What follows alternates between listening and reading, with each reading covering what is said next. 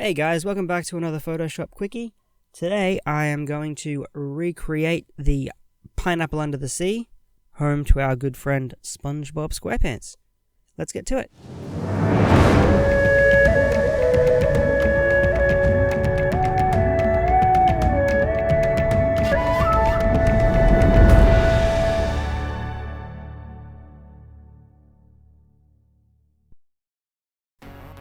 So I've got my reference image there, and the first thing I'm going to do is cut out this picture of a pineapple really quickly. Okay, now I'm not too happy with the green part on top, so I'm going to replace that with a better one. That one looks better. Now I've got to cut it out.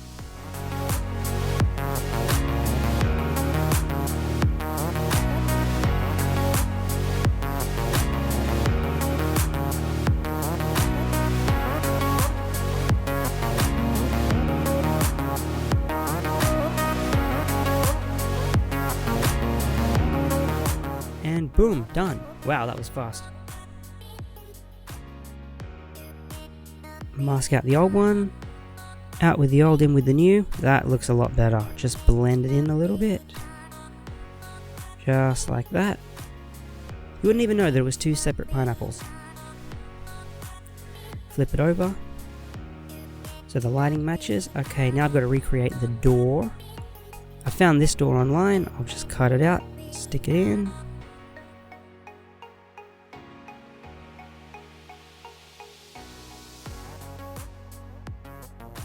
Brushed metal texture over the top, mask it out.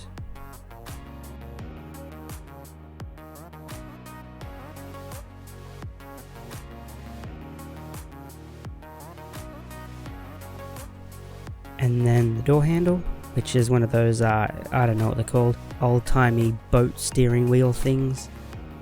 Perfect.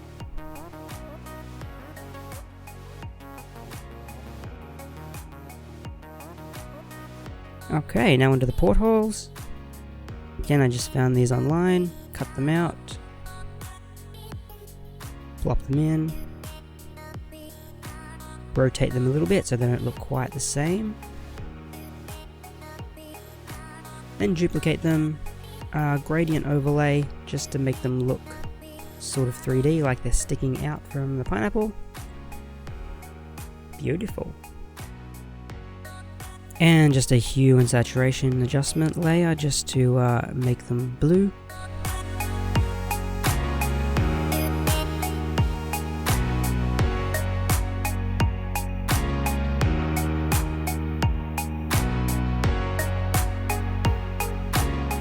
And now recreate that little funnel thing. I don't even know what that's supposed to be. Is it a chimney? It's probably a chimney. Because obviously every subaquatic house needs a chimney.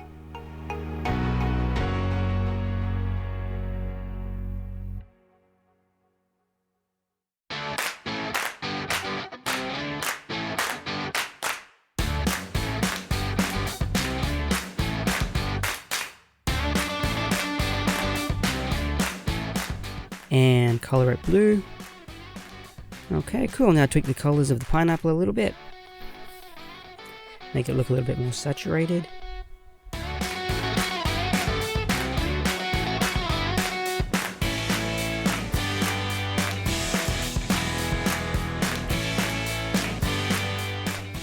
Tweak the colors some more, put some shadow around the sides of the pineapple and some highlights in the middle to make it look a little bit more sort of 3D.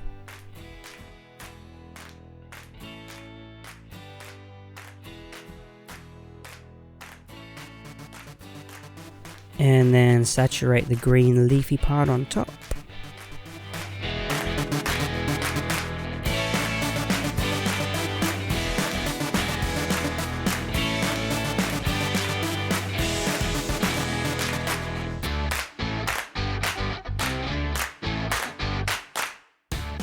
Okay, now for the sea floor, I found this image of some sand. Increase the size, just use the clone brush. And then angled it to give it a sort of a perspective, a 3D perspective kind of look. And then did the same with the road.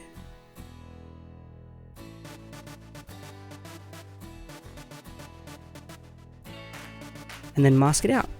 Perfect. Tweak the color a little bit so it looks more like yellow sand rather than red sand.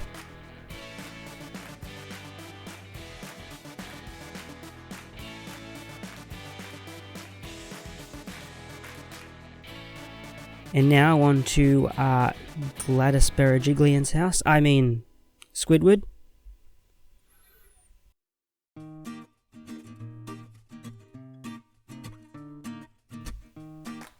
I just started with a sandstone texture, colored it blue, and then masked it out a little bit.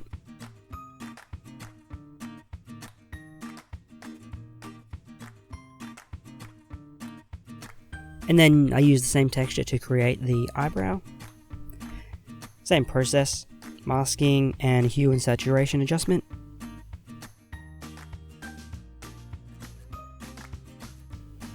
And the nose as well.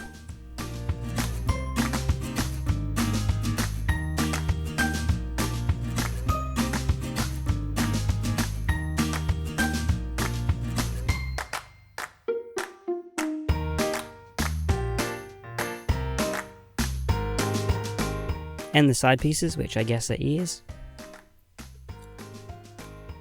I went with a different porthole for Squidward's house, just so obviously it didn't look the same as SpongeBob's.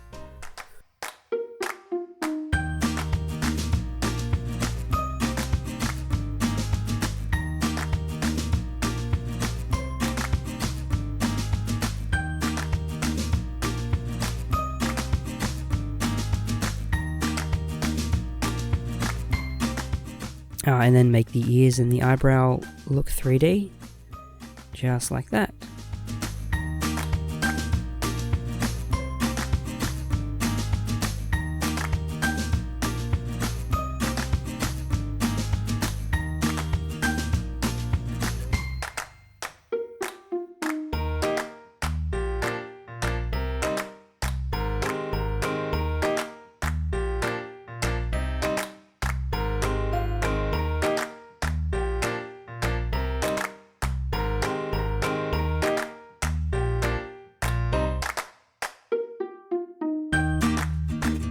Again, just hue and saturation adjustment layers clipped to the layer folder, which contains all of the pieces of the house.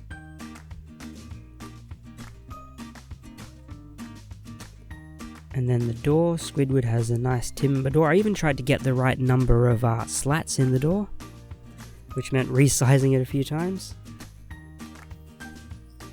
Attention to detail.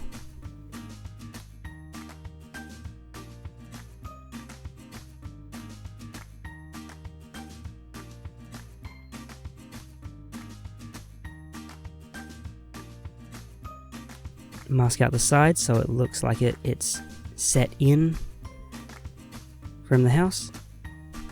Add the doorknob.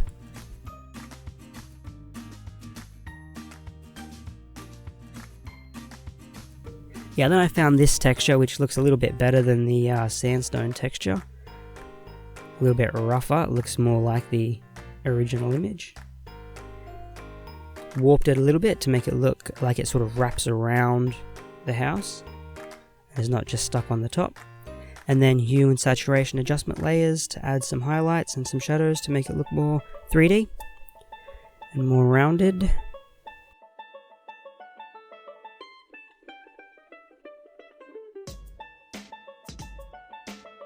And then adjust the eyebrows, nose and ears separately just to separate them from the house. And now on to Patrick's rock, which was by far the easiest of the three to create. I just found this rock image online, masked it out, and colored it. The hardest part was creating the bamboo antenna on top, but I just found this image of some bamboo and cut out a few pieces and built it one piece at a time.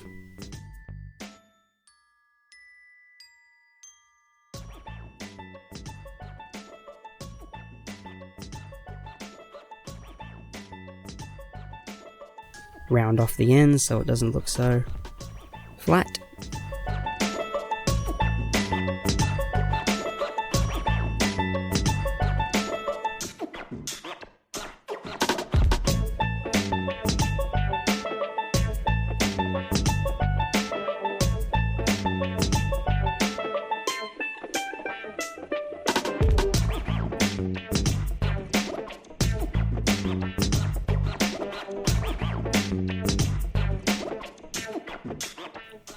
Okay, then add the road leading up to Patrick's house. Again, just with masking, just to tweak the perspective.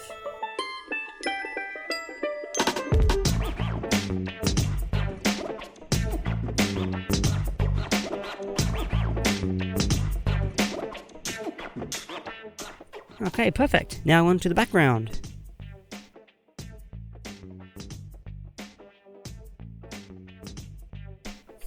But first, the footpath leading up to Squidward's house.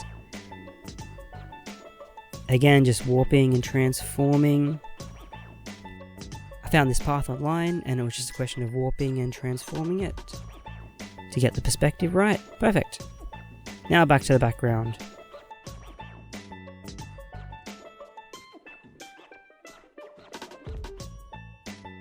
I found this coral online and put a few pieces in here and there, tried to match them to the reference image.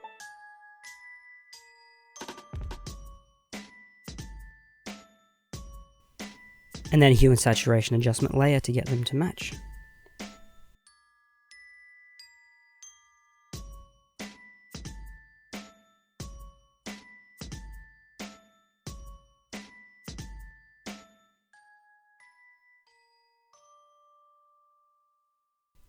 And then I spent way too much time trying to match the stones perfectly on SpongeBob's footpath. But I think it worked out alright in the end.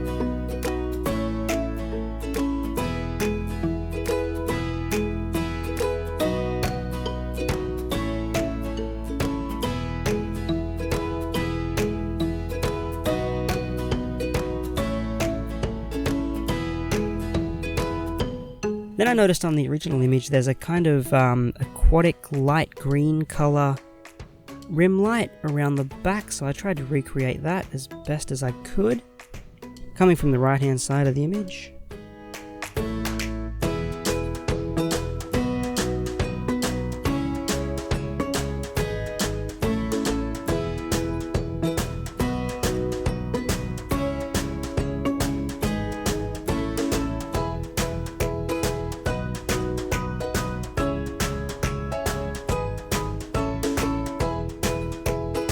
And that's it. Done. Okay guys, thanks for watching. I hope you liked that one. If you did, subscribe and I'll make more. Okay, thanks for watching. See you next time. Bye.